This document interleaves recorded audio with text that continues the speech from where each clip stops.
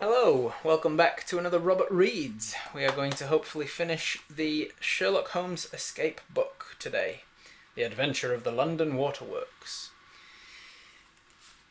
I'll say up front that if you hear any explosions in the background, I'm filming this on November 5th, Guy Fawkes Night, New Zealand's only time that it is legal to have fireworks, so my neighbours are having fireworks parties, so if you hear explosions, it's that. Where did we leave off? Well, as Sherlock Holmes, we had been tricked by our nemesis, Moriarty, into attending the titular London Waterworks building after dark and getting locked inside, and we are going through a series of puzzles trying to get out. We had just unlocked a safe and got a bunch of stuff spread on the desk in front of us, and we have lit a pipe to have a think through these little clues and what we can glean from them. So we've got a bit of a direction to choose here. You close your eyes, lean back in your chair, and take a long, inspiring pull on your pipe. The blue smoke curls up towards the ceiling. When you open your eyes, you feel ready to deal with the items on the desk in front of you. A white envelope, a black notebook, and a folded green plan. Do we want to pick up the white envelope? Do we want to pick up the black notebook? Do we want to pick up the folded green plan? Or do we want to get up and explore the right-hand engine house? Or do we want to enjoy our pipe and wait until morning? I'll tell you that that last option is not one of the good endings. Basically, you give up. That's Sherlock Holmes just giving up and deciding that, this puzzle's too much, I'm not going to try and solve it. And then it basically just ends the game. So we have white envelope, black notebook, folded green plan, or get up and go and explore the right-hand engine house. Because we've been in the left engine house, that is the one where we found a dead body.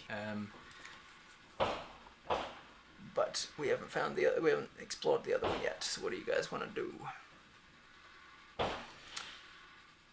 Black notebook, green plan, green whatever it is, in celebration of me having green dice. That's right, the Moriarty gem are available in the store right now. Green plan, go check out the engine book, the black notebook. Man, you guys aren't in alignment on this. We've got 3 saying the notebook, 1, 2 saying the green, whatever it was, 1 saying go to the engine. Another green. All right, we'll go green. I like your reasoning. We'll go green because in honor of the green dice.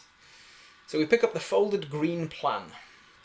It's enter 105 from 38 to 105 in case anybody is keeping track. From 38 to 105. Sherlock Holmes is doing his puzzle solving today. On November 5th, it seems. Or there's a big firefight between Moriarty's goons outside of the waterworks. The green plan. You unfold the green plan and smooth it out. It appears to show possible sizes for square pipes on a site. There are 16 equally spaced points marked on the plan in a 3x3 grid. This immediately sounds like the very tenuous setup for a maths puzzle. I've done a lot of maths questions in my days studying mathematics, obviously, and whenever it's set up like Jerry has 14 apples and he wants to give an exact square number of them to Margaret, but he needs to keep a prime number for himself. Like, why does he want to whatever?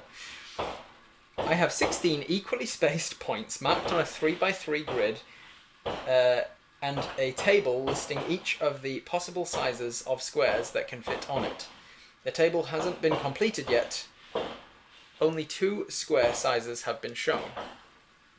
You unfold the green plan and smooth it out. It appears to show possible sizes for square pipes on a site.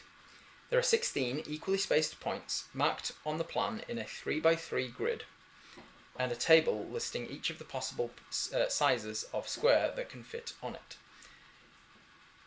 It's interesting that it says 16 equally spaced points on a 3x3 grid. I keep getting caught up on that because I'm like, how do you possibly put a 3x3 grid with 16 equally spaced points on it.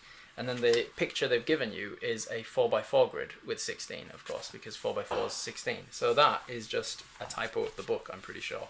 And I'm going to fix it, because I'm going to just draw in the book 4x4 grid. A table listing each of the possible sizes of square that can fit on it. The table hasn't been completed yet, only 2 square sizes have been shown. One square has been drawn in blue ink and is a 1x1. Another is 2x2 and has been drawn in red. Both those sizes have been added to the table. I think by 3x3 they mean like they're not counting the individual points. It's a 4x4 grid of dots, or a 3x3 grid of squares. But the squares are the things that we're adding on to the grid of dots. And so it should be considered a 4x4 grid.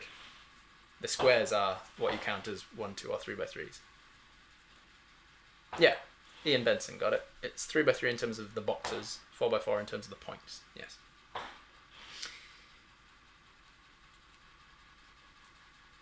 They could have been placed on the points in many different positions, but in each case, just one example is enough to show that it's possible to put that in. If every corner of a square must be on one of the 16 points, how many different sizes of square are possible? Watson peers over your shoulder. Well, I can see a third size straight away. It's very easy, isn't it? The square Watson sees is indeed easy. You saw it straight away too. It goes all around the outside, occupying an area of 9 units. But is there another one? Or more? In total, how many different sizes of square with every corner on a marked point can fit on this plan? So, it's a very convoluted setup, but basically it's saying you can show that you can do a 1x1 square. You can show that you can do a 2x2 square. If you were to go from this corner to this corner to this corner to this corner, that would obviously be a 3x3 square. So is that all of the sizes of square that you could possibly fit on the board? So I would add to this that you can do a 3x3, and I can say, is it possible? Yes. Are there more squares that you could fit on? More sizes of square that you can fit on?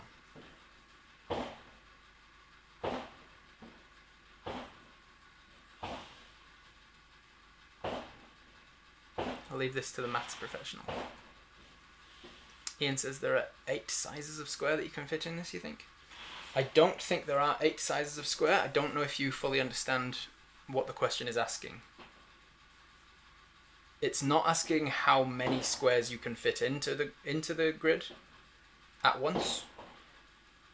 It may have confused things by showing that you can do it in blue and red in the same square and saying like, oh, it's not saying can you put the red one on at the same time as the blue one. It's not saying like what other sizes of square you can put. It's saying like if you had an empty grid at the start of every time, if you started with an empty grid every time and you had any possible size of square, would you be able, how many of those sizes of square would you be able to fit into this grid such that each corner is on one of the points? So you can do 3, obviously. Can you do 4? Can you do 5? Can you do 6? Can you do 7? Etc. So the options it gives you to turn to basically turns this problem into a multiple choice. If you think you can fit exactly 3 different sizes of square into the grid, then you turn to page 44. If you can fit exactly 4, you can turn to 101. And if you can fit exactly 5 different types of square, you turn to 95. So I'll tell you, you can fit a 4th size of square on this grid. Does anybody see it before I spoil it?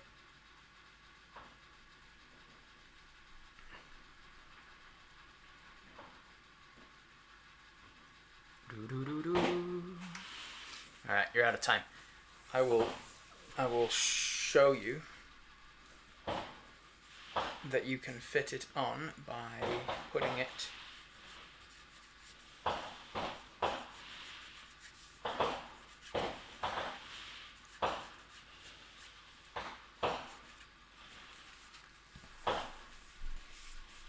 you can put it here. I've done it really lightly so that I can rub it out. But if you put it diagonally, if you put it like a diamond, then you can then this distance between here and here is the square root of 2. And so you can do a 1 by 1, you can do a 2 by 2, you can do a 3 by 3, and you can do a square root 2 by square root 2.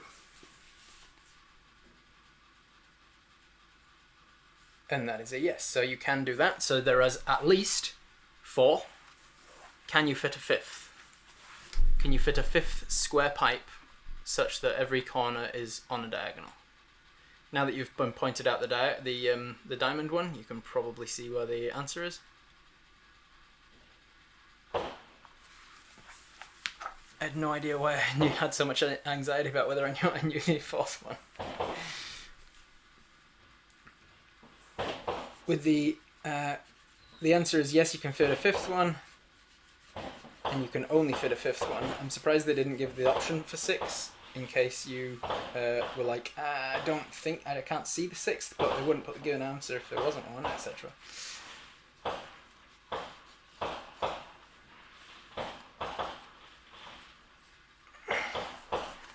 The 5th one you can fit in.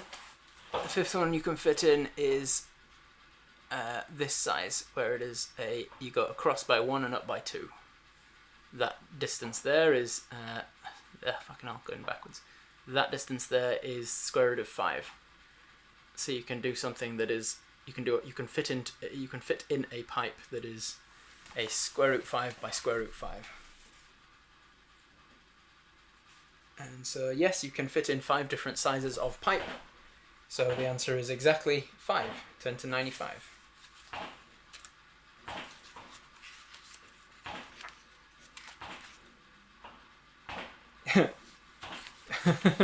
$95 is just, you fold up the green plan. Smoke your pipe, turn to 38. I want to know what the other options were now. If we'd have got it wrong. Turn to 44.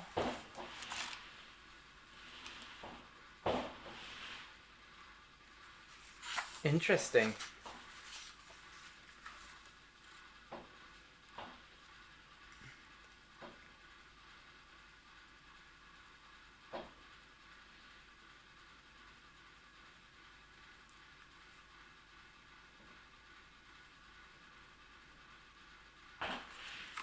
$95 just says you fold up the green plan, but 44, which should be the wrong answer, because it's the answer where you said there were exactly 3 sizes of pipe can fit on the plan,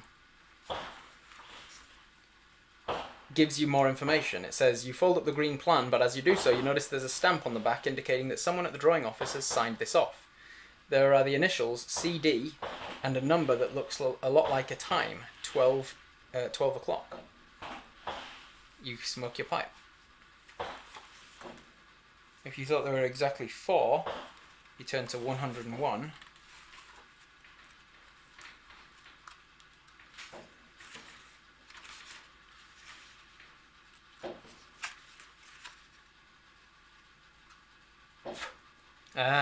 It's giving you red herrings. If you got the clue wrong, you think you get it right, and then it gives you red herrings, I think. If you turn to 101, if you got it wrong, you fold up the green plan, but as you do so, you notice a handwritten note on the back of it. Superintendent appointment, Wednesday, 3:30 p.m. So it's giving you false clues, that's why. I'm like, we definitely got this right. You got it right, so you got no false information. Whereas the other two, if you'd have gone the other way, you'd have got false information. Very sneaky book. I was going to ask if it was a herringbone. A very sneaky book indeed. Watson Sass, hopefully. Yeah, I love the Watson Sass. I was hoping for Watson Sass, and then I was confused when I was like, what the fuck? We missed information. We missed misinformation, it seems.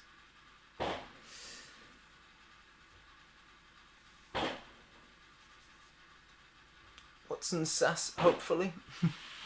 Share the others. I had to pick the smoke pipe one, specifically just for the sass.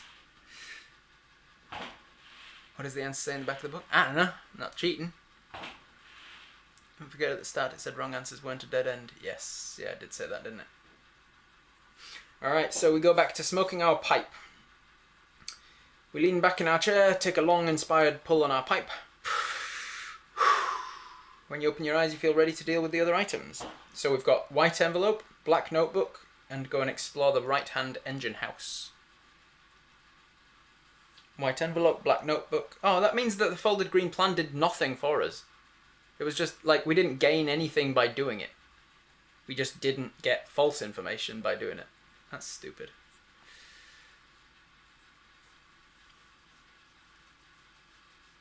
Notebook, notebook, envelope, black thing, white, no, black notebook. Alright, we're going to do the black notebook now. We pick up the black notebook, turn to 14.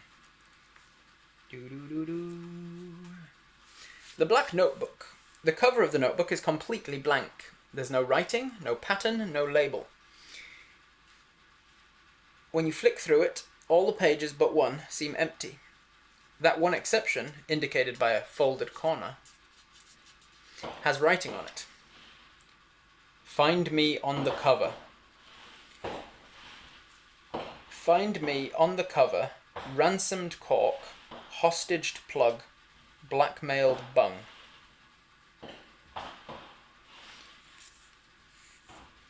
It's a curious puzzle.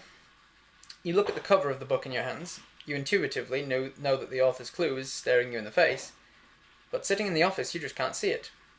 You drum your fingers on the desk and berate yourself. Why are you being so doltish?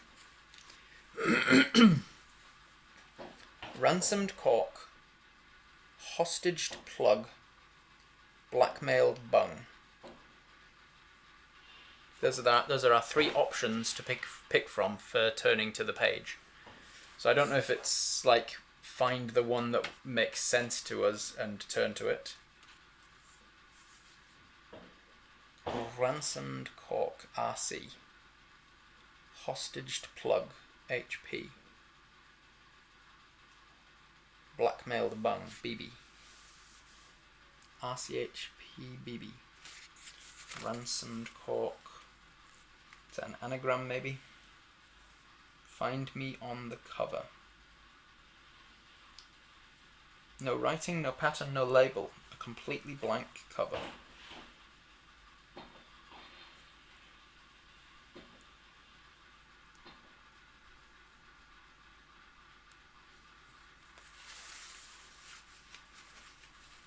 Maybe think outside the book? Yeah, I did wonder if it was like the cover of this one, perhaps.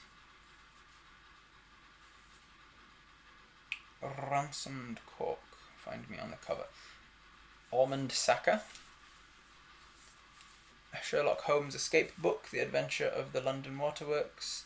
An escape book is a unique form of puzzle book in which the unwary may become trapped for eternity. It's an escape room in the form of a book. Solve the puzzles and best find the path through the pages.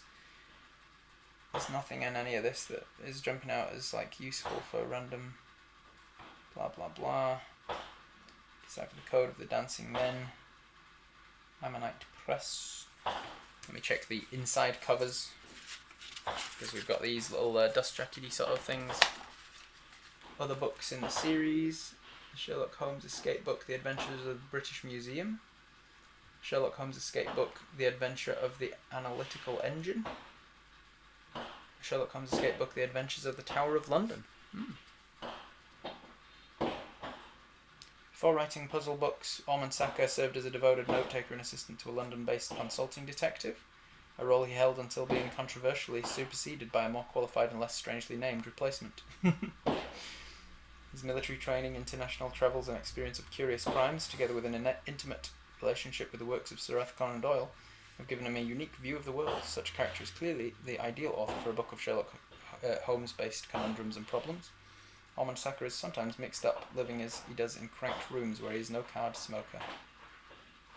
No card smoker? I don't know. Find me on the cover.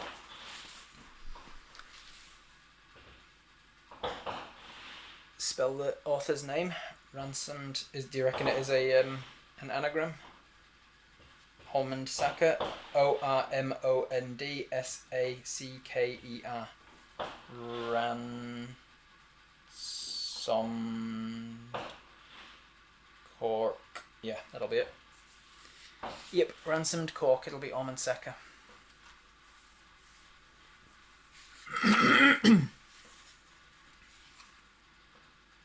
My last theory that I was going to try was to turn the code wheel on the front until we either got an RC and the input output, a BB, or a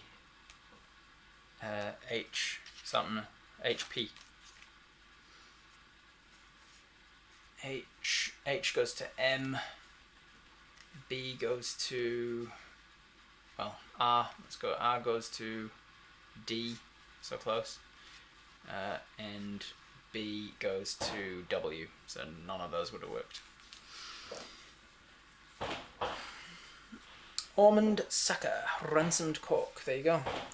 Ransomed cork. Now I want to see what happens if we go to the other ones, because I'm curious. I've got to get the I've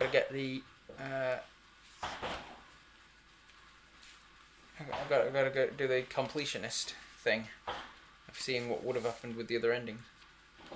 If you think blackmailed bung, you congratulate yourself for the way you're solving all these puzzles, but wondering about the time. You flip open your pocket watch. Either your watch is wrong or it's getting late. It's 1:20 in the morning. Doesn't tell you got anything wrong, but it does give you another name. 1:20 in the morning. If you instead turn to hostaged plug, then it's 68.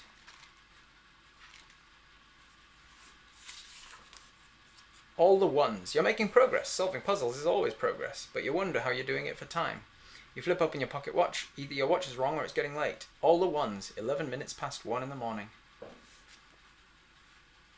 But if you get it right, like we did, because we're super smart, ransomed cork, turn to 23. A secret message. A scrap of paper, unnoticed on first viewing, falls out of the notebook.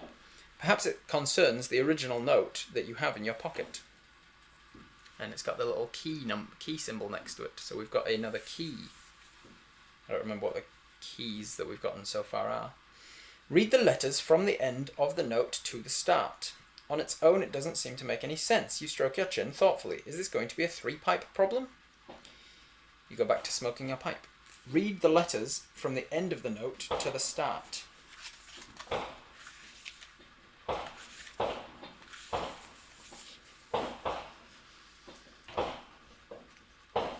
So the key... Does anybody remember what keys we've got so far? If I'd have not been hounded by assholes telling me that I wasn't allowed to write shit in this book, I would have just written down what I've found so far, and I wouldn't have to try and remember it now. Read the letters from the start, from the end to the start. Read the letters from the end of the note to the start. From the end of the note to the start. I mean, you could write it somewhere else. Yeah, but that's more work. I've already got a book and a pencil. I did end up writing shit. I did write shit elsewhere as well.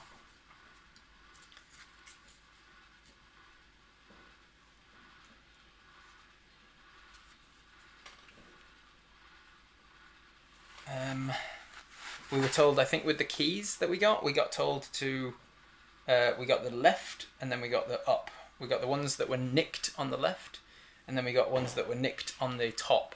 And then we've written all of those letters down and now we need to read them from front to the front and back. Left nick and up nick. So now we need to go from the back, from the end of it to the front, reading only the letters that are nicked on the top or the left. Alright, somebody ready to be writing these down or typing them out? Since when you ever listen to not writing in the book, you sasspot? You've done nothing but write in the book. Everybody don't listen to Wraith. Alright, shut up. Get ready to write it down. D, E, L, B, R, A, T, E, Y, G E T S U M A T R A N R A T P R O L E M R W R O N G. I know that it spells wrong at the end.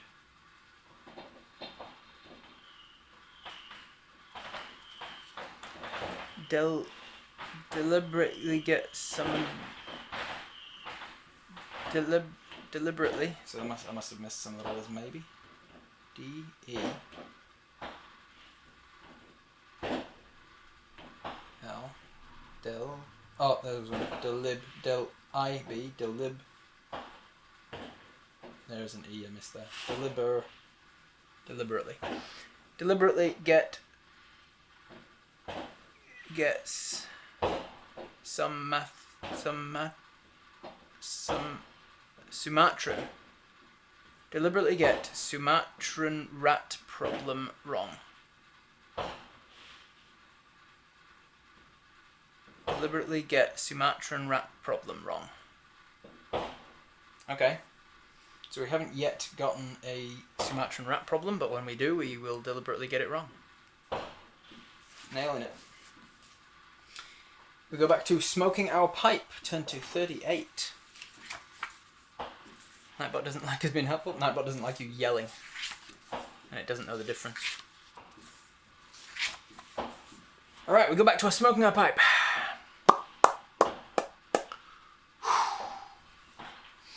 Do we want to pick up the white envelope or go and explore the right-hand engine room now?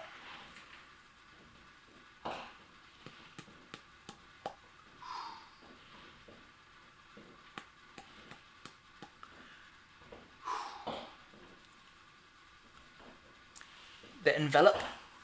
Let's envelope. Pick up the white envelope, turn to 79.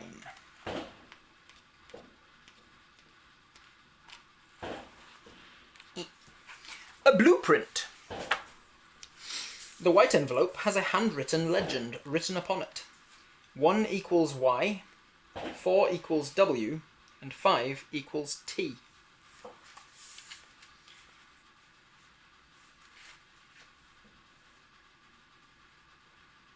I can't immediately see a pattern there, but I wonder if there may be one. Inside the envelope, you find 5 pieces of a blueprint showing water pipes. It's been torn up, but it's not too difficult for you to arrange the pieces. Clearly, the handwriting on the envelope is describing pipe routes on that blueprint, but the letters on the blueprint are A through E. Perhaps the letters on the blueprint need to be encoded using the code wheel to match the note. Okay, just an unnecessary step, but sure, they wanted to use the code wheel again. Follow the number on the blueprint to its corresponding letter. Then use the code wheel to decode the letter. Okay. So it's A. So what does it need me to do? It needs me to go letter to letter. A through E. So do I do Y or do I do A as the input? Well, A would give me a P. That doesn't help. Or it would also give me a 4. I'm not fully sure what it's asking me yet. B gives me a W. Or a 5. And so B... Why am I keeping my finger in that one? Get rid of it. Let me just see if it's more clear which I want, what it needs me to do. Which is the input? Handwriting on the envelopes describing pipe routes, but the letters are A through E. Perhaps the letters on the blueprint need to be encoded using the code wheel to match the note. So I encode them by putting them into here. So yes, A becomes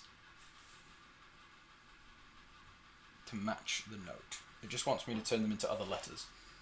So B becomes W, W is B. So 4 is B. I'll write it here. Let's run out later.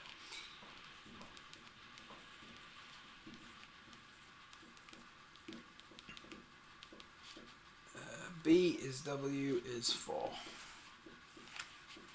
And it's also, B also gives me 5. I don't, whatever. A is P and is equal question mark, we don't know. C is T and is equal question mark, I guess. Oh no, T we got was 5. T is 5. D is Y, which was 1. And it does encode to Y, whereas T does not go to 7. And then E goes to V, which is question mark. Alright, so we've got A through E, and we've got A is P, B is W, C is T, D is Y, and E is V. We've got that W slash B is 4, T slash C is 5, Y slash D is 1, and then P is one of the others, and V is one of the others, I guess. Okay. Then use the code wheel to decode the letter.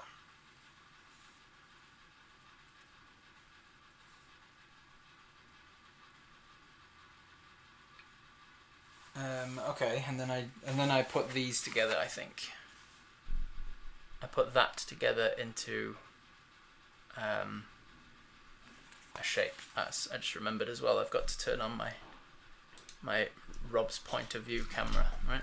I guess B leads here, which leads across to this one, which goes to 4. So B goes to 4, which is W, so that's correct. Tick. C is here and goes up here and across there, which will turn around to be 1, 2, that's the 3, it'll be the third one up, so it'll be here. So C comes up here, goes there. Then from here it would go out onto this one, and C would become 5. C is 5, correct. And then D, which would be this one, would come up onto here. That doesn't match this very well.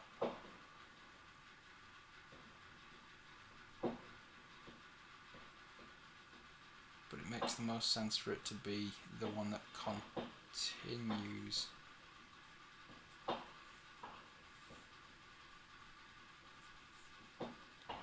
This little bit could be meant to be this little bit. And so this goes onwards and D comes out this way. And then you hit the edge of the note, and that doesn't make any sense.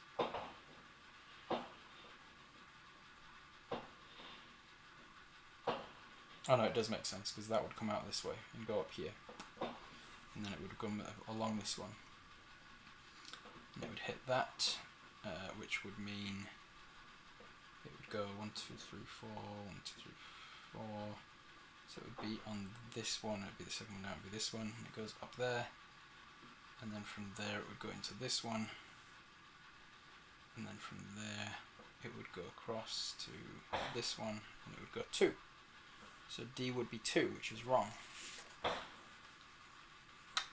And then I will double check it by double checking that the others go to the other numbers. So that would be a 2, which means that one of the other ones goes to a 1 and one of the others goes to a 3, if I've done it correctly.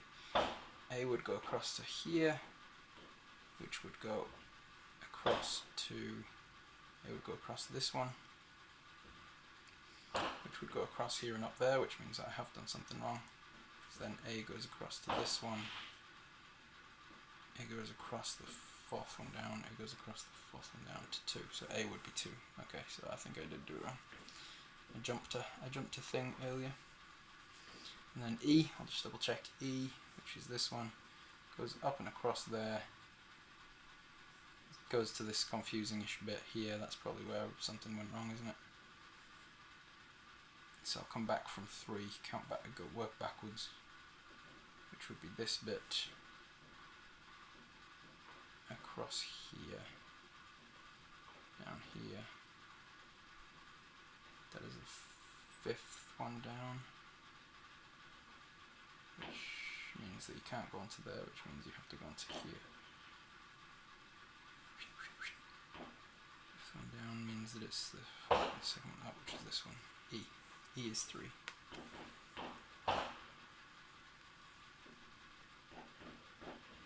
Which means that, yes, D is 1. Let's go backwards from 1, see if it's easier to work it that way. 1 goes out here, which means that it goes across.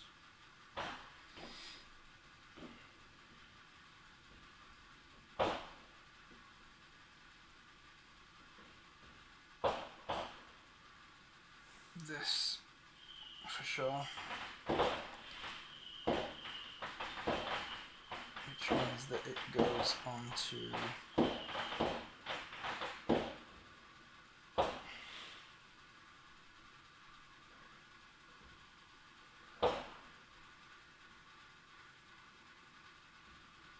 this piece.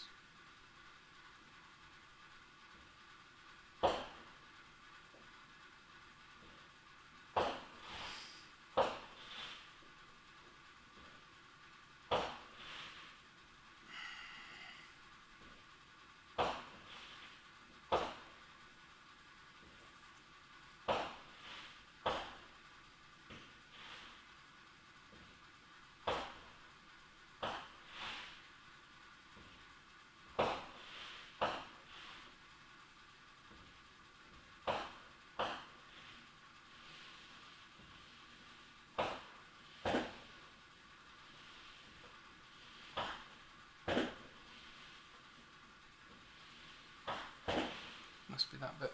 So 1 goes across this bit, goes up here.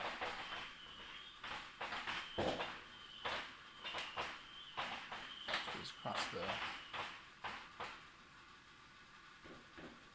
Which goes back up there. No, I fucked it. I fucked it. This is a tough one to do. Like the just D to 1 is very difficult because there's this part here just doesn't seem to go with anything. Like that goes in with this bit here, but that is not what that looks like. So that's a tough one. This reading camera is a good idea that's completely useless because I'm on my phone. yeah, very tiny. Gotta head off now, but need to get myself more puzzle books. I miss this stuff. Yeah, it's fun stuff. See you later. Have a good evening. Gotta rip out that page, cut up the pieces, put them together like a jigsaw. Yeah, I mean, if anybody wants to take a screenshot and do that, there's your screenshot time. There you go. You can screenshot, put it in a software, GIMP or something. Photoshop. I'm going to say yes, it is correct though, because the other 2 are correct and the other 2 seem to be correct, which means that process of elimination, when all of the possibilities have been eliminated, what remains, however implausible, must be the truth. Which means that yes, it must be correct. Turn to 62. I also want to see 73 first to see if it gives me false information. 73. 73. A pause for thought. You stuff the piece of the blueprint back in the envelope and extinguish your pipe. The handwritten note on the envelope matched the layout on the blueprint, but the events on this evening have knocked you off your stride. To your unfathomable exasperation, you got the puzzle wrong. You crave a little of your favourite 7% solution, although you know Watson would fiercely disapprove. You don't normally bother with sleep. Maybe you should clear your head with a little nap. You fall asleep. Turn to 20. What are we actually turning? 62. Got the puzzle wrong, but we didn't. We got it right. 62. Torn pieces. You put the torn pieces back in the envelope. It's all very well doing puzzles like this. Clearly you find them easy, but it's not obvious how it's helping you get out of your current predicament of being trapped in the pumping station. On the other hand, not solving the puzzle certainly won't improve the situation. So basically it's saying, yeah, you don't get anything for getting that right, sorry, but you don't fall asleep. I want to know what would happen if we fall asleep. Murky dreams. Tonight your dreams, so often crystal clear visions of flight through multi-storied palaces of thought, are murky and confused. When you awake after much longer than you'd intended, your face is on the pile of documents on the desk and there's movement outside. Turn to 67, which is the end. So if you'd got that puzzle wrong, you just fall asleep and you lose the game. But as it is, we got the puzzle right, thankfully, and we turn back to the room where we were smoking our pipe. We have now picked the white envelope, and it did nothing for us. We picked the green plan, it did nothing for us. We picked the black notebook, we got a clue that was helpful to get the Sumatran rat problem wrong. We now have tried all options other than to get up and explore the right-hand engine house. Turn to 21. Bum bum bum bum bum bum bum. A moment of doubt. It's rare for you to suffer from doubt, but in a moment so brief that Watson doesn't even realise you're indulging in self-reflection, you pause to wonder if you're doing the right thing. If there are any puzzles on the desk you haven't yet attempted, something tells you won't be getting the chance to come back to them. Very clever. It's like, hey, if you're trying to move on but you haven't done the other things yet, do the other things first. It kind of feels like if you're going to do that, then it should have told you, like, it should have just said, you should solve these puzzles. When you're finished, when you're finished with all of the puzzles, go to explore the other room on page 21. If you want to sit back down at the desk, turn to 38 again. No, you did all of that. Nope, you're certain you want to go on, turn to 90, and you decide to relax until morning for inspiration. Just you give up again. They're just giving you the option to give up every time on 67. No, we're not going to give up, and we're not going to sit back down. We've done all the puzzles. Turn to 90. 90. 90, 90. Boink, boink, boink. The Bolton and Watt engine room. You go out through the right-hand door into the Bolton and Watt engine room. The engine is plunging up and down with its powerful strokes. You can hear the sound. Speaking of hearing the sound, I'm gonna do the Totes Profesh streamer thing of suddenly realizing 17 hours into a stream that I should have moved my microphone closer to my mouth and away from the fireworks. I'm a professional, everybody. I'm a Totes professional.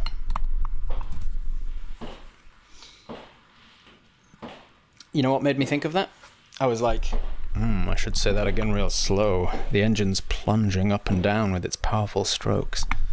And I was like, haha, I'm gonna be filthy and do a ASMR. Oh wait, my microphone's not near my fucking face because I don't know how to stream apparently. You can hear the sound of the water being drawn up from the suction pool beneath the checker plate floor and sent surging on its way through the heavy pipes. From the top of the steps you suffer a sudden rush of vertigo and a sense that you're not standing at the top of some water pipes, but on the brink of a vertiginous waterfall. Vertiginous? What's vertiginous mean? What is a vertiginous waterfall?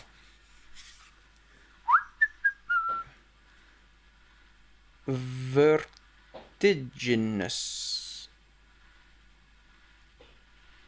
Extremely high or steep.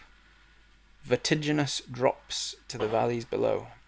Relating to or affected by vertigo. Vertigo. Vertiginous. Extremely high. Recovering yourself, you clamber down the steps and notice the hieroglyphs of dancing men scratched here and there into the metalwork. Taking out your magnifying glass, you can see them clearly enough to decode their semaphore message. Use the code wheel to decipher the dancing men and turn to the number you discover. Oh man, we got a lot of dancing men to discover apparently. We've got 12 of them. 12 dancing men on this picture, everybody. We've got one there. We've got one there. That's 2.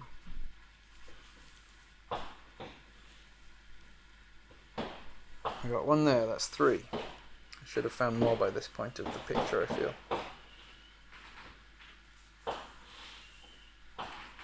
I've got one there, that's 4. Got one here, that's 5.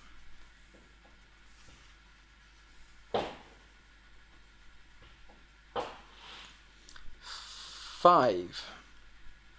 I've only found 5. There are 6 boxes, but there are 2 lines of 6 boxes.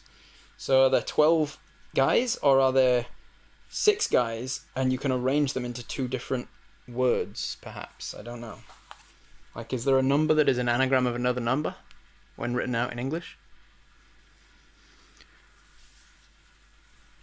Good morning. The fireworks sound like some engine. I thought you had deliberately chosen a background ambience engine room soundtrack. That's 100%. That is exactly what I did. 100% definitely yes. Intentional definitely 100% yes.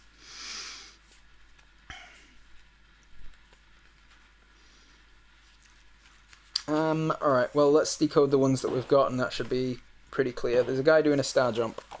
Star jump! Star jump guy, star jump guy, star jump guy. Well, this is star jump guy just upside down, so it's a T upside down. That's how it works. Star jump, nope, star jump, star jump, star jump. Where are you? There you are. Star jump. E. 8.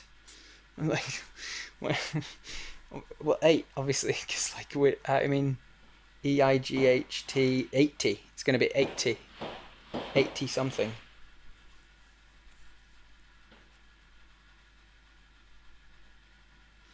But I guess we'll continue.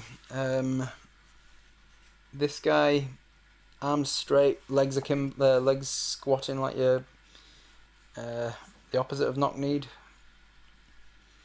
What do you call it? Legs akimbo? No. Bow-legged, that's the word. Arms horizontal to the floor, legs bow-legged, which would be, I guess, that guy. His feet aren't touching in that picture. Like, they've done it again where it's like, that is not the image that you've used for the guy.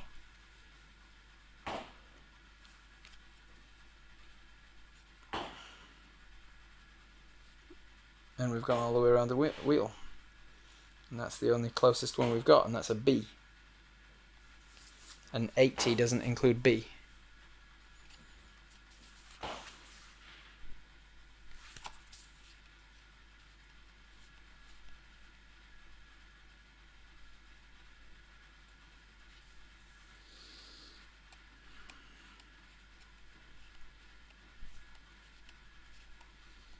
Well, it's definitely none of these others. Alright, we'll do it the other way around. If that is an E, then I guess I look for the I, which should be next, right?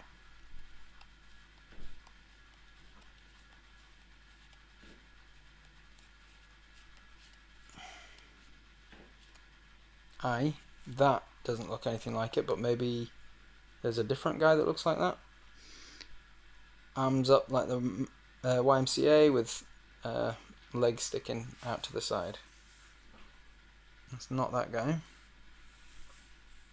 It's not that guy. It's not that guy.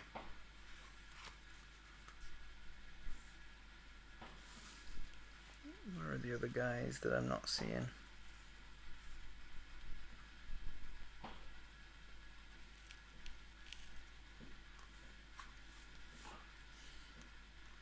I'm gonna, for the sake of this one, I'm gonna give you the chance of actually seeing it along with me. Boop.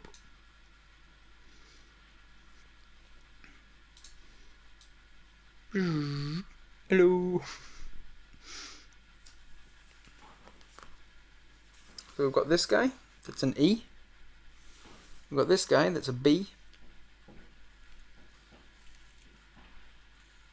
I've got this guy. Who's he? He's got a bent leg on the left hand side and an arm upwards on the left and no arm on the right.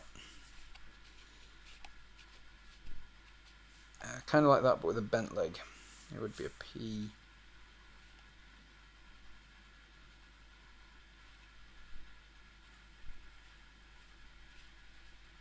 That guy, I guess. J. There's no J. What the fuck is happening? That is that guy. Where was he? That guy. Is that going to focus?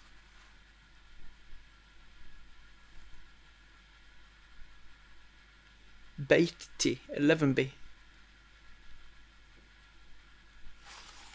That is that guy.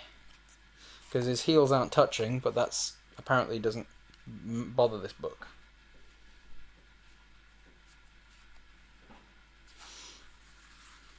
So that's a J. So we've got a E, B, J. BJ. And then we've got this guy down here. Is it gonna... You're gonna be able to see that? Are you gonna focus? Focus. You can kind of see it there. He's bow-legged with the arm that's on our left side up in the air. Bow-legged, one arm up in the air. Like that, but with his other arm.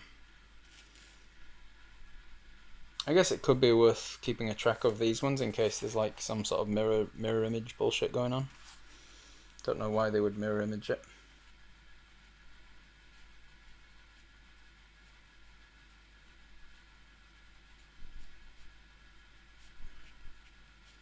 Bow-legged. It could be this. Has he got an arm bent? It's hard to say. It's like curled. It's not straight, but it's not an elbow bend. I would say that it's meant to be straight. And he doesn't have a right arm sticking out. So I'd say it's not that. There you go, it's this one. C. For fuck's sake. C is not a letter. C is not a letter that appears in any English numbers.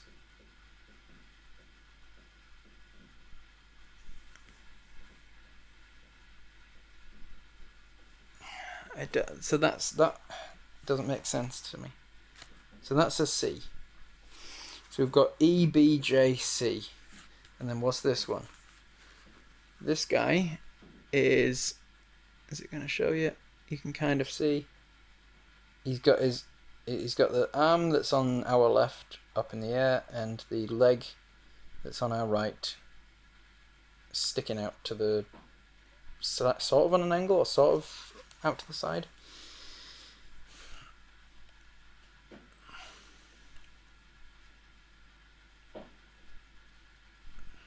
Like that, but the opposite. So I guess the opposite would be a V. If there's a, it could be that one. No, it's the opposite leg. That one. Q. What the fuck? Q. Q is not helpful for a number. Am I meant to be getting the output of the numbers somehow? And then I'm going to end up with a fucking five-digit number? Because that's a Q.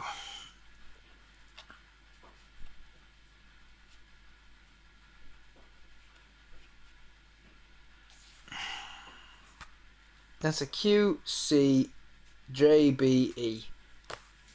That's not a number. What are we doing?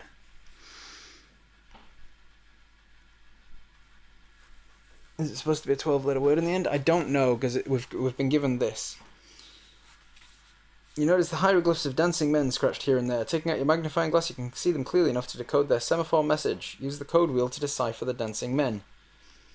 I can only find 5 of them, so I might be missing one somewhere. Or maybe I'm missing fucking 7 of them somehow. But from what I can see, it goes E, B, J, C, Q. Sorry, show you again. E, B, J, C, Q. So I'm going to keep looking to see if there's one that I'm not seeing somehow. Where somewhere, maybe a dancing semaphore man.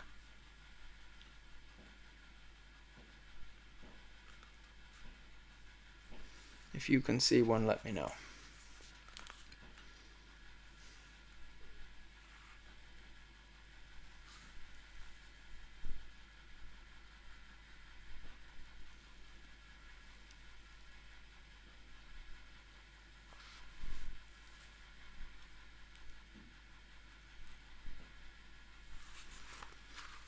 Oh, there's one here.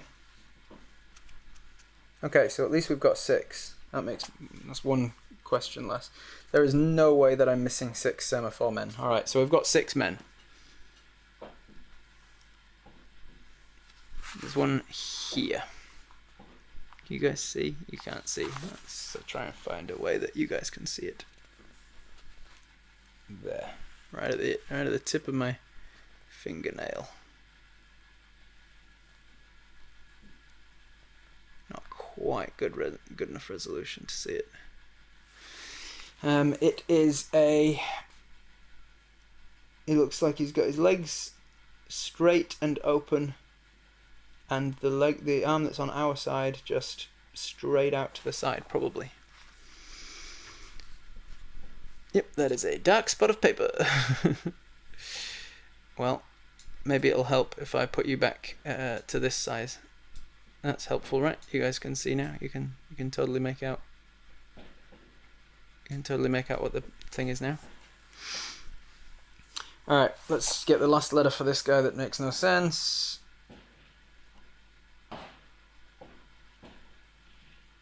Legs open, arm out to the side.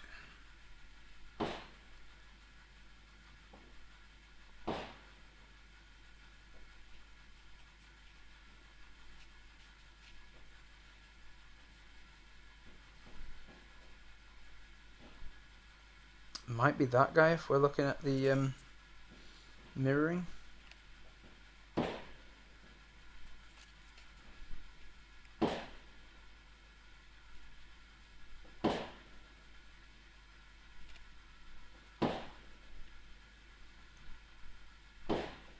Legs open, arm up to the side. It might be this, which would be an X, which is, you know, what I would expect of a useless list of letters that we currently have.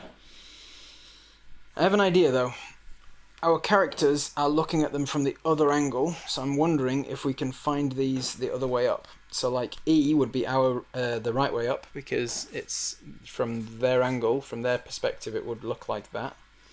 But from his perspective looking down, he would see this one upside down. But I don't think any of the upside downers, because there's a bunch of these that are upside down, like this guy.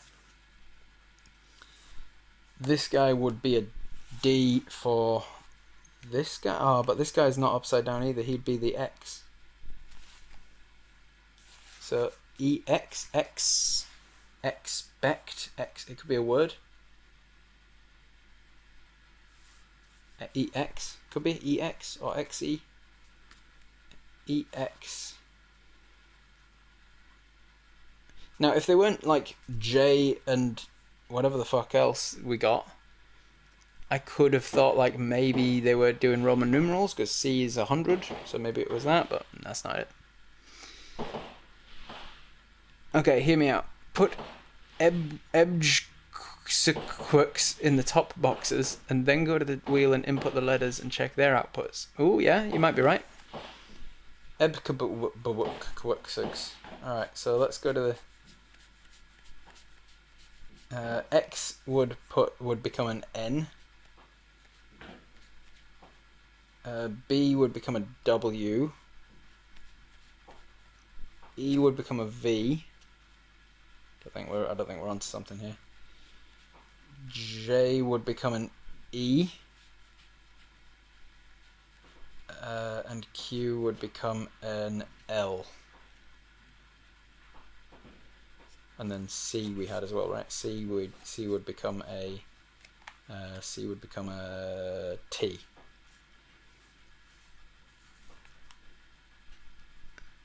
So very good thought, but no, that's not going to work because we'd be trying to make something out of NTWVEL 11.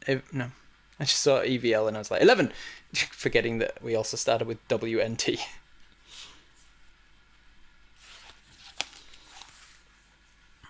I'm going to continue. See that guy, see if I can find a guy that's upside down, bow-legged with his arms out.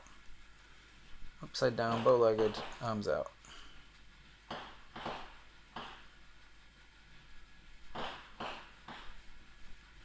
There's not that many upside down guys. I don't know if any of them are upside down with arms out. Upside down with bow-legged, I mean. No, there's not. So there goes that theory. Fucking hell, what are we doing?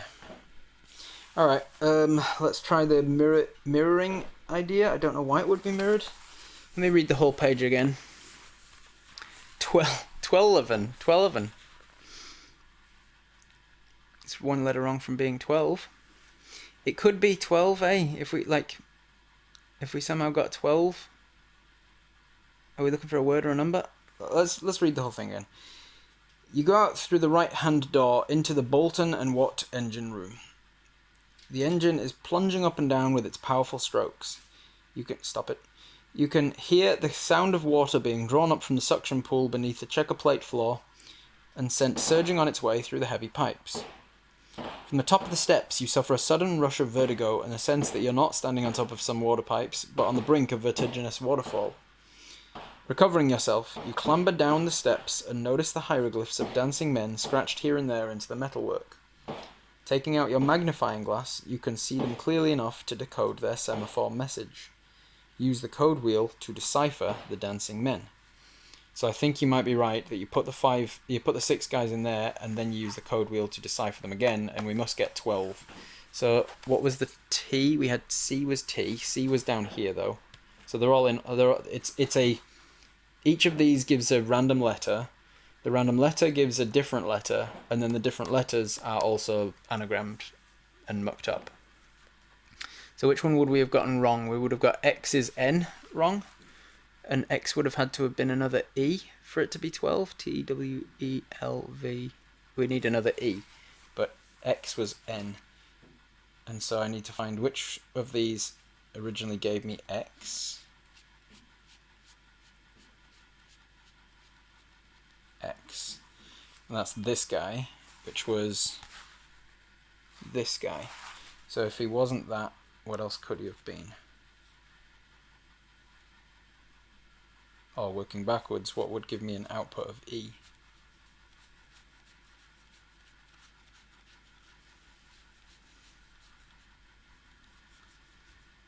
E would have given me an output of J, which would be that, but he definitely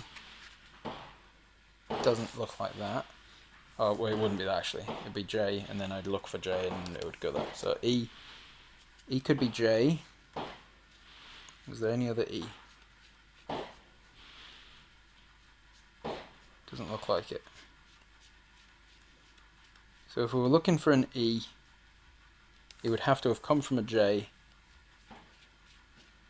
and J would have had to have come from from this guy. Is that guy meant to look like that?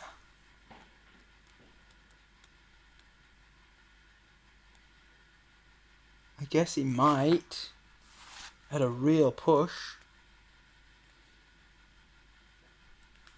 That is meant to look like that, which it just doesn't. Yeah, I think it is. It's close enough that we're like, cool, we're looking at 12. That is a horrible puzzle though. Really badly done. Really badly made puzzle that. Alright, 90, we're going to 12. And if 12 came from 90, then we've got it right. Yeah, trapdoor from 90. So we were looking for the number 12, and well done to... who suggested that? Well done to Honeymocker for deciding that there was an extra level to the coding there. The double encryption. Well, that maybe wasn't the most exciting puzzle to end on, so make sure to tune back in next time for part 5 of The Adventure of the London Waterworks.